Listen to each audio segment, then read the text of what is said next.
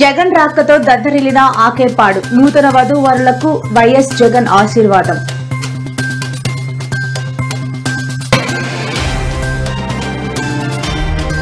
ఏపీలో free bus effect, బస్సులో సీట్ల కోసం ప్రారంభమైన మహిళల యుద్ధాలు.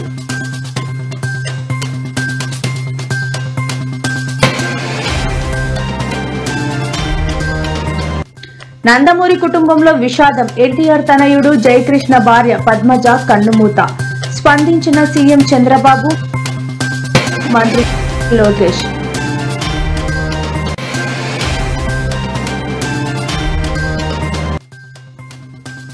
తీరం దాటిన వాయుగుండం, పలు జిల్లాల్లో భారీ వర్షాలు కురిసే అవకాశం, యూనిట్లు పెంచిన ఐఎండీ.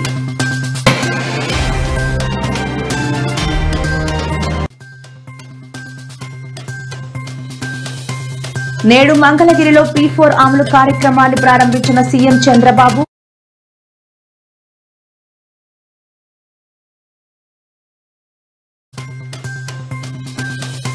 ప్రిన్సిపాల్ సౌమ్య ఆత్మహత్యాయత్నం, స్పందించిన ఎమ్మెల్యే కూనా.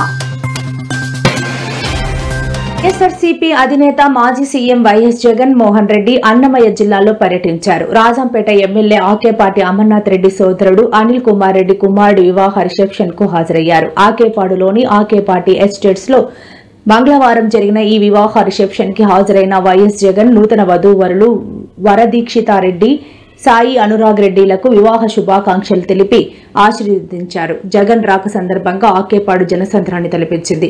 జై జగన్ నినాదాలతో దద్దరిల్లింది. హెలీప్యాడ్ నుంచి వివాహ వేదిక దాకా అభిమానులు, పార్టీ కార్యకర్తలు క్యూ కట్టారు. వాళ్లకు ఆప్యాయంగా అభివాదం చేస్తూ ఆయన ముందుకు కదిలారు.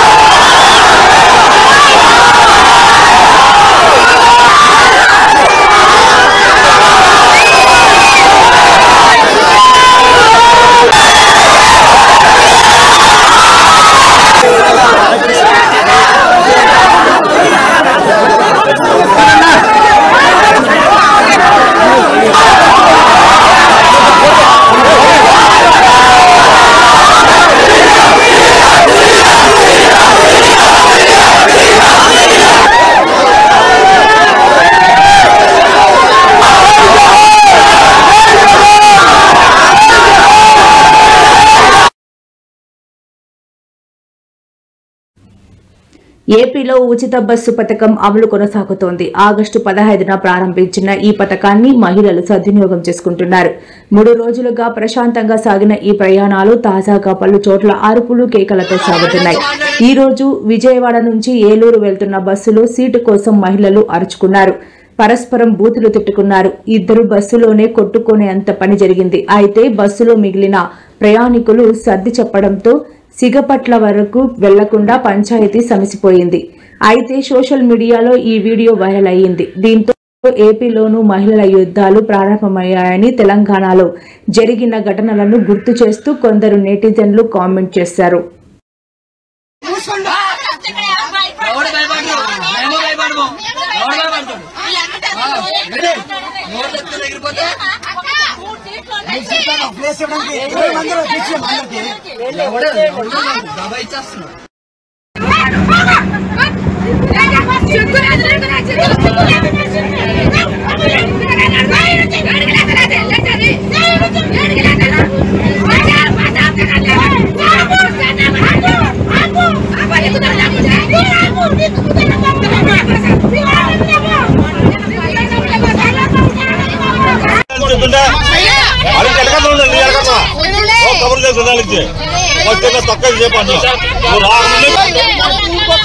కాదు ఉండాలి లేదా మంచి కూర్చో.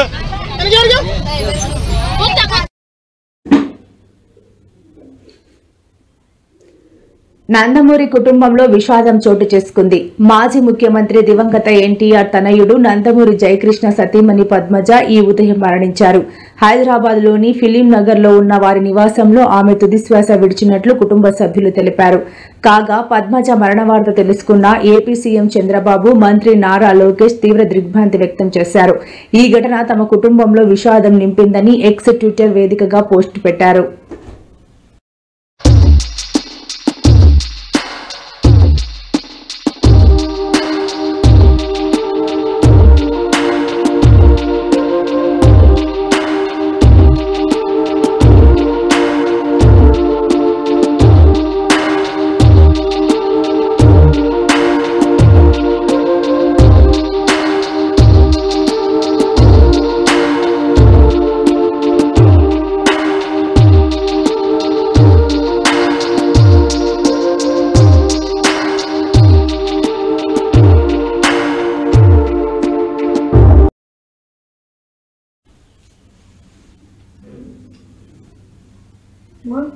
వాయువ్య పశ్చిమ మధ్య బంగాళాఖాతంలో ఏర్పడిన వాయుగుండం ఈ రోజు మధ్యాహ్నం తీరం దాటింది. విశాఖ వాతావరణ కేంద్రం వెల్లడించిన వివరాల ప్రకారం వాయుగుండం ఒడిశాలోని గోపాల్పూర్ కి సమీపంలో తీరం దాటింది. గంటకు 7 కిలోమీటర్ల వేగంతో కదిలిన వాయుగుండం మధ్యాహ్నం తీరాన్ని తాకింది. వాయుగుండం ప్రభావంతో గంటకు 35-45 కిలోమీటర్ల వేగంతో గాలులు వీస్తాయని, ఉత్తరాంధ్రలో అక్కడక్కడ మోస్తారు నుండి భారీ వర్షాలు కురిసే అవకాశం ఉందని అధికారులు తెలిపారు. ప్రతికూల వాతావరణం నేపథ్యంలో మత్స్యకారులు వేటకు వెళ్లొద్దని హెచ్చరించారు.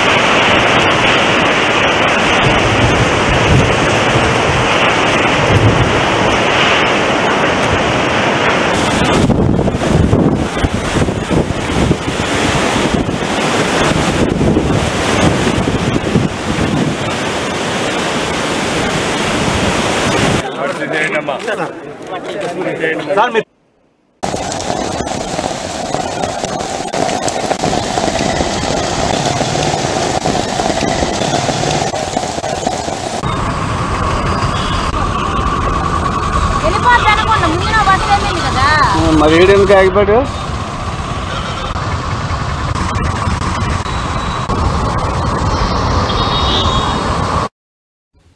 రాజధాని అమరావతిపై వైసీపీ నేత ధర్మవరం మాజీ ఎమ్మెల్యే కేతిరెడ్డి వెంకటరామరెడ్డి సంచలన వ్యాఖ్యలు చేశారు. రానున్న 2 ఏళ్లలో ఇదే అమరావతిలో పులస చేపలు కూడా దొరుకుతాయని సెటైర్లు వేశారు. వరుస వర్షాలకు ప్రస్తుతం గోదావరి నది ఎలాగైతే పొంగి పొర్లుతుందో అదే మాదిరిగా అమరావతికి కూడా అదే గతి పట్టబోతోందని జోస్యం చెప్పారు. కూటమి ప్రభుత్వానికి జై కోడితే వారు దేశభక్తులు అవుతారని, లేకపోతే వారిని సంఘ విద్రోహ శక్తులు దేశద్రోహులుగా చూస్తారని కామెంట్ చేశారు. హైకోర్టు ఆదేశాలు ఇచ్చినా మాజీ ఎమ్మెల్యే కేతిరెడ్డి పెద్దారెడ్డిని పోలీసులు తాడిపత్రి వెళ్లకుండా అడ్డుకోవడం ఏంటని ఫైర్ అయ్యారు. సీఎం చంద్రబాబు బానే ఉంటారని, భవిష్యత్తులో పోలీసు అధికారులు ఇబ్బందులు పడతారని కేతిరెడ్డి వెంకటరామరెడ్డి వార్నింగ్ ఇచ్చారు.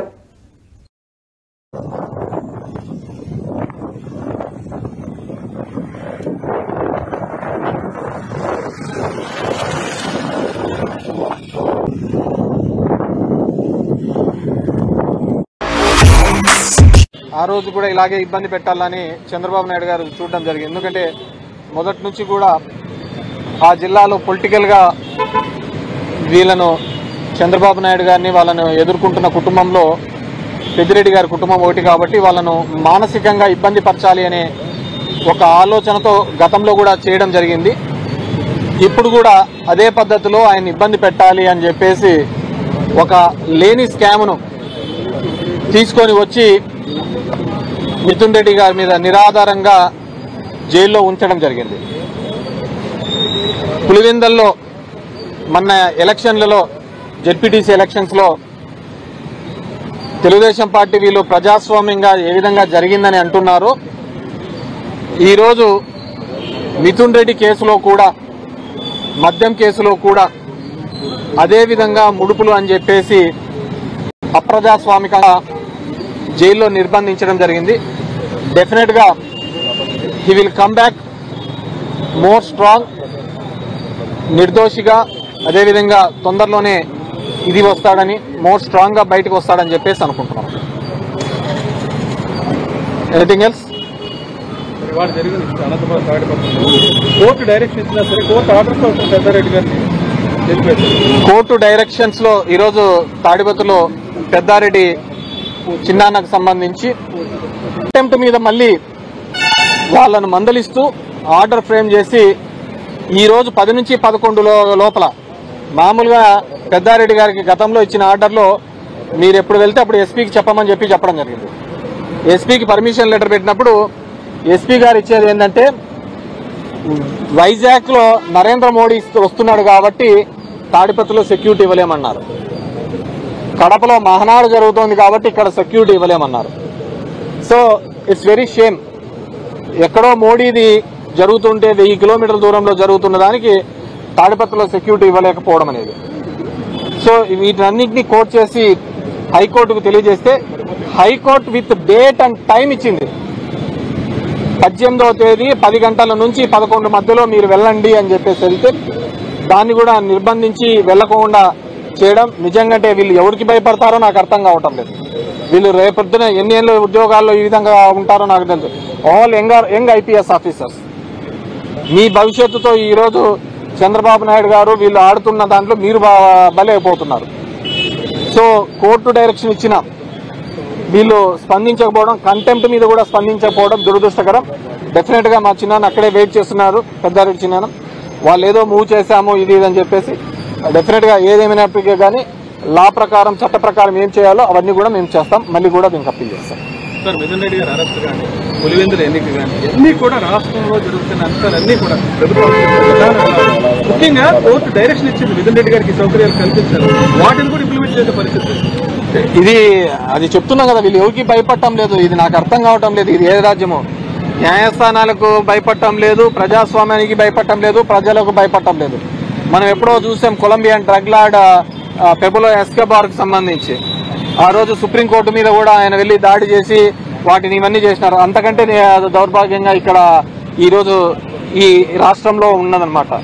డెఫినెట్ గా దీనికి సంబంధించినది చంద్రబాబు నాయుడుకి ఏం కాదు, ఎవరైతే ఇంప్లిమెంట్ చేయటం లేదో ఆ ఉద్యోగస్తులు వాళ్ళు ఇబ్బంది పడే పరిస్థితి. సో కాబట్టి మీరందరూ కూడా న్యాయస్థానానికి ప్రజాస్వామ్యానికి గౌరవం ఇచ్చేటట్లు చూడాలా. అండ్ ఇదంతా కూడా ఒక తప్పుడు కల్చర్ మనం నేర్పిస్తున్నాం. ఈ రోజు మీరు వేసే విత్తనం రేపొద్దున మీరు ఏ విత్తనం వేస్తారో అదే చెట్టుగా వస్తుంది. దానికి కాసే కాయలు కూడా అలాగే ఉంటాయి. సో దాని రుచి కూడా మీరు చూడాల్సి వస్తుంది. సో ఇలాంటి పరిస్థితులు రాకూడదు మళ్ళీ భవిష్యత్తులో ఉండకూడదు అంటే అందరూ కూడా ప్రజాస్వామ్యానికి కోర్టులకు గౌరవించాల్సిన అవసరం ఉంది. అమరావతి పరిస్థితి గతంలో మాట్లాడారు, ఒక చెరువులు కల్పించే విధంగా అమరావతి డెఫినెట్ గా మీ గోదావరి నది ఏ విధంగా ఉందో అది పొంగి పొర్లుతోంది అక్కడ అమరావతిలో. మీకు మాత్రమే సొంతమవుతుంది అనుకున్న దాన్ని ఏమి చేపలంటారయ్యా, పులస, రేపొద్దున ఖచ్చితంగా 2-3 సంవత్సరాల్లో మీరు అమరావతిలో చూడబోతున్నారు. అప్ స్ట్రీమ్ కి ఇవ్వబోతున్నాయి. అదే పులసల్లో మీకు అమరావతి దాంట్లో మీకు పట్టించి మీ అందరికి ఇవ్వబోతున్నాం. మనుషులే పుట్టిన తర్వాత మనం చనిపోవడం ఎప్పుడో ఒకసారి ఖాయం. మనం చనిపోయిన తర్వాత ప్రజలు గుర్తుపెట్టుకునే విధంగా బతకాల్సిన అవసరం ఉంది. అదే నిజమైన జీవితమని ముఖ్యమంత్రి చంద్రబాబు నాయుడు అన్నారు. ఏపీలో పేదరిక నిర్మూలన కోసం ప్రభుత్వం తీసుకొచ్చిన P4 అమలు కార్యక్రమాన్ని మంగళగిరిలో ఈ రోజు సీఎం చంద్రబాబు ప్రారంభించారు. బంగారు కుటుంబాలు మార్గదర్శులతో సీఎం ముఖాముఖి నిర్వహించారు. P4లో దాదాపు 13 లక్షల బంగారు కుటుంబాలను గుర్తించింది. ప్రజల సమస్యలను స్వయంగా తెలుసుకుని పరిష్కారానికి కృషి చేయాలని అధికారులకు సీఎం ఆదేశాలు జారీ చేశారు. మనుషులై పుట్టిన తర్వాత మనం చనిపోవడం ఖాయం. ఎప్పుడో ఒకసారి మనం చనిపోయిన తర్వాత ప్రజలు గుర్తుపెట్టుకునే విధంగా మనం బ్రతకాల్సిన అవసరం ఉంది. అదే నిజమైనటువంటి జీవితం. దానికోసం మీరందరూ కూడా కీర్తి గారిని ఒక ఆదర్శంగా తీసుకోవాలి. అలాంటి వారు చెప్పే మాటలు కూడా మీరు విని దాన్ని ఆచరించగలిగితే బ్రహ్మాండమైన ఫలితాలు వస్తాయి. Thank you. Very nice.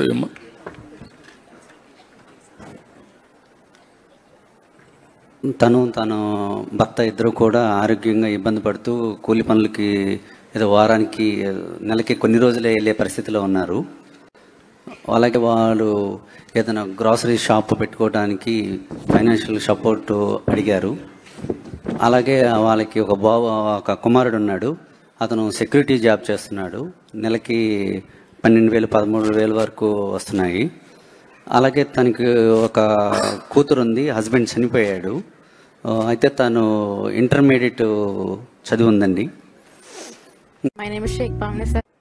ఇప్పుడే మన కళ్ళ ముందర కనపడ్డారు.